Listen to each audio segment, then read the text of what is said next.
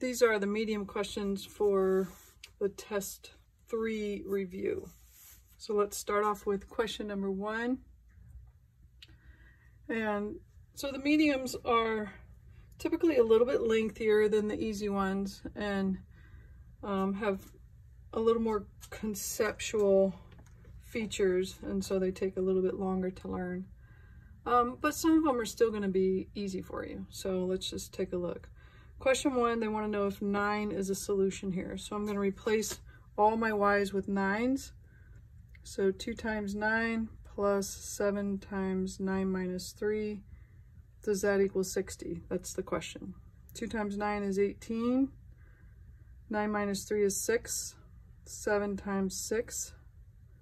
Does that equal 60? So 18 plus 42. And the answer is yes. 60 equals 60. Let's look at question number 2. Now, you notice that I replaced that y with empty parentheses and put the 9 in there. That's a good habit to get into. It would have been a little cumbersome to put it in here, but you still could do it. So in this case, for the x equals 8, I'm definitely going to do it, right? I'm going to put the parenthesis there with the negative out front and the squared, and I'm going to stick that 8 right in that parenthesis. 9 times 8. In fact, if you put it in your calculator this way with the parentheses, don't put the equals 14, you could type the whole thing in exactly like that and hit equals, and it will crunch it all for you. So this is 8 squared is 64 with a negative out front, so that's a negative 64, plus 9 times 8 is 72, plus 6. The question is, does that equal 14? Negative 64 plus 72 is 8, plus 6 is 14. So the answer is yes on that one as well. All right, let's look at number 3. Number 3, they want us to do 3 separate trials here. So I have a negative 2 squared minus 9. So negative 2 times negative 2 is positive 4 minus 9. That does not equal 0. So that's a no. Here I have x equal 1. So I'm going to go 1 squared minus 9 equals 0. 1 minus 9 equals 0. Negative 8 equals 0. That's a no. And here I have negative 3. I'm going to put it in the parentheses. It gets squared. Minus 9 equals 0. Negative 3 times negative 3 is positive 9. Minus 9 equals 0. And the answer is yes on the last one. All right, question number 4. They want to know if the 4 works, and then if so, what each side becomes. So I'm going to do 7 times 4 minus 12, oops, all under the square root, equals 8 minus 4. 7 times 4 is 28, minus 12. 8 minus 4 is 4. 28 minus 12 is 16. The square root of 16 is 4. So yes, it works because both sides become 4. All right, let's look at question number 7. And let's see. They say a company has decreased the weight of its boxes of macaroni by 6%. So we used to have a box of macaroni. It's decreased by 6%, which means the size is now 94% of its original size, right? It's 6% less, so it's now 94%. If the new weight of the box is 12.5 ounces, what was the original weight of the box? Okay, so the new weight is based off this 94%, right? So 94% of the old weight is the new box, and the new box is 12.5 ounces. So there's your equation. Divide both sides by 0.94, and we get 12.5 divided by 0.94. 13.3 if I do my rounding. Okay. All right, let's look at question number 10. So 10 really isn't that bad. It's just got a few more steps in the equation. So I would simplify each side of the equation before I start moving things around. So I can put these two like terms together. 1x and 3x is 4x plus 20. And I think you can barely see that, huh? I could put negative 19 and negative 24 together. So negative 24 and negative 19 gives me negative 43. So that'd be negative 3x minus 43. I'm going to push this up slightly. Okay, so now what? Well, I can add 3x, and I get 7x.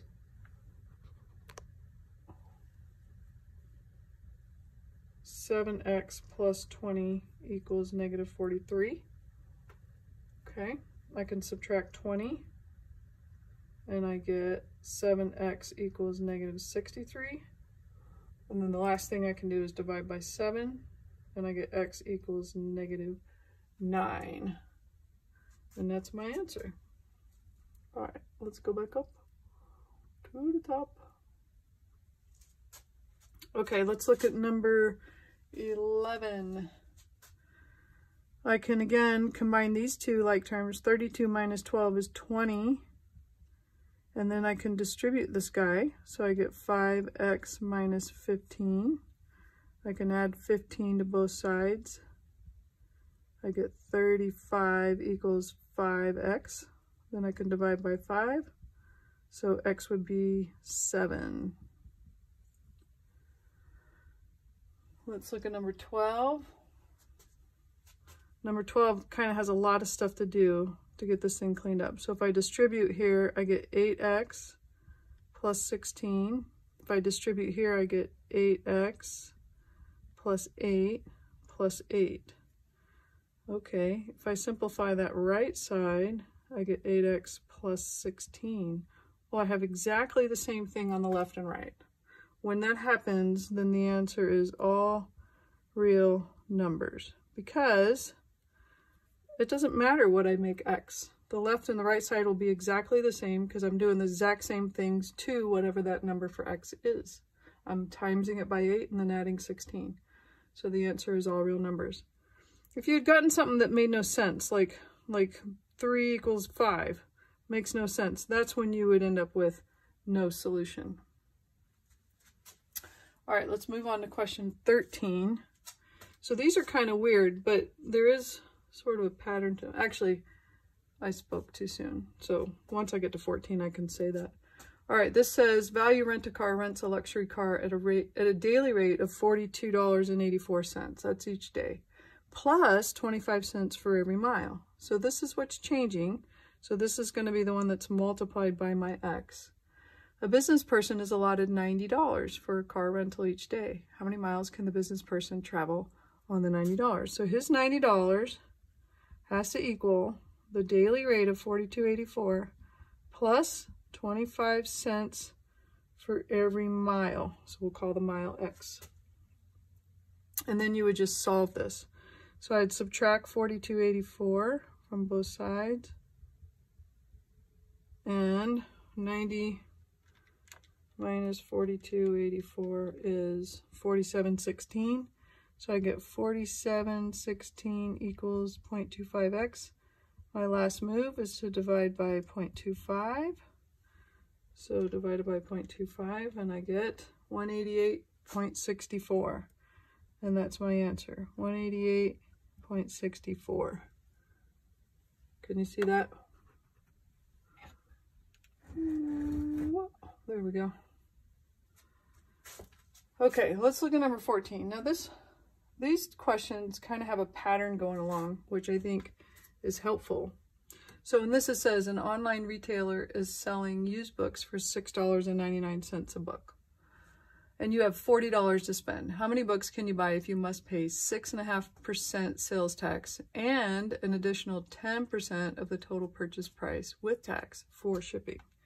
So I don't know how many books I'm going to buy, but every book is $6.99 times the number of books I buy. So X is the number of books I buy. that number has to be multiplied by 1.065 because I need the original price and the 6.5% sales tax. Then that number has to be multiplied by 1.10 because I pay all this plus the 10% tax. And then all that needs to equal about $40. So that's the setup. But what happens is, instead of multiplying all these together, you can just divide that one and then divide that one and then divide that one. And the reason I say that is because you could do that without even setting the equation up. So if the last thing I'm charged is the shipping, which is a 1.10, I could take my $40, divide by 1.10. Then, before that, I'm charged the tax. So then I take that answer, divide by 1.065. Take that answer, divide by 6.99. So you work your way from the outside back in, and then you have your answer. Or you can multiply, you can do the setup like I did, multiply these three things together, and then just divide once. So I'm going to do 40 divided by 1.1, and I get this number, right? Then I'm going to divide by 1.065, and then I'm going to divide by 6.99, and I get my answer in one fell swoop, 4.88. Now, I can't buy a 0.88 of a book. I don't have enough money to round up to 5 books, so I have to round it down to 4 books. All right, so let's look at question 16, which is similar, but a little bit easier. And you can do it the same way. So it says, suppose you get a $80 music gift card. Each $1.49 song has an additional sales charge of 7% in your state. How many songs can you buy? So I don't know how many I'm going to buy, but it's $1.49 for every song I buy. And then I'm going to pay 1.07 to include the price of the book or the song and the 7% tax. And all that has to equal 80. So I can do 80 divided by 1.07 divided by 1.49. Or I can multiply 1.07 times 1.49 and then just divide once. So 80 divided by 1.07 equals divided by 1.49 equals, and I get 50.17, which means I can buy 50 songs. So let's move along to question 17. Here we're going to do cross multiplication. So 5 times x plus 5 equals 3 times 2x plus 9. And now the problem looks like a previous problem. So it really shouldn't be any more difficult at that point. So if I distribute, I get 5x plus 25 equals 6x plus 27. Let's subtract the 5x. So I get 25 equals x plus 27. And then if I subtract the 27, I get x equals -2. And that is the answer. Okay, that was number 17. What's next? Number 18. So let me get rid of this clutter. And we'll do 18 on this sheet. All right, so 18 is another cross multiplication. So 2 times a is 2a, 6 times a minus 4. So if I distribute that, I get 6a minus 24, subtract 6a, I get -4a equals -24, divide by -4, I get a equals 6, and that's the answer. Okay, how about this one? 4x equals 6 times x plus 2. 4x equals 6x plus 12 minus 6x, -2x equals 12, divide by -2, x equals -6. All right, let's look at number 20. So I've set up 20. Let me just explain it to you real quick. It says there are 110 calories per 28.4 grams. So the word per is the divided by, calories per grams, which means I need to do calories on top and grams on bottom in my other ratio. So it says find how many calories, I don't know how many, so that would be X on top, there are in 36.92 grams of cereal. So that's why I put that down below. So I would then erase these units so that you just have a cross multiplication. So I'm going to go 36.92 times 110 equals 28.4x. So what is 36.92 times 110? I get 4061.2 equals 28.4x. Divide by 28.4 on both sides. Now, could you have just left the 28.4 there? Yeah, you could have. But in the spirit of cross multiplication, then we added that. So divided by 28.4, and I get 143. So that would be my answer. Okay, the very last question of the medium group is number 28. So let me actually write this one out. And I think this one is probably the most difficult conceptually of all the problems in the medium category. Because it deals with this issue of residual. But it's you know, it's a step-by-step process. It's an algorithm. So if you study what the process is and practice it, then you shouldn't have any trouble. It says chicken sandwiches are often advertised as a healthier alternative to beef because many are lower in fat. A researcher collected data on chicken sandwiches from various fast food restaurants. The equation of the line of best fit is calories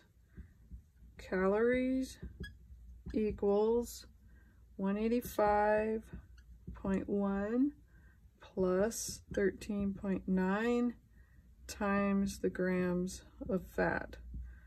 So, you know, normally we would call this X and this Y. We wouldn't put the words in the equation, but you know, it's fine that they do that. I just want you to know that's what those mean. So find and interpret the residual for a chicken sandwich that has 22 grams of fat. So 22 fat, and 499 calories. So they actually observed this data point here, okay? So this chicken sandwich had 22 fat and 499 calories. Well, if I didn't know what the calories were, I would have to plug the 22 into this equation. So this is what it would look like. It would look like my calories equals 185.1 plus 13.9 times the 22 grams of fat that came from right there. So I'm pretending I don't know that, okay? So if I put this in here and I figure this out, 13.9 times 22 added to 185.1 gives me a calorie count of 490.9.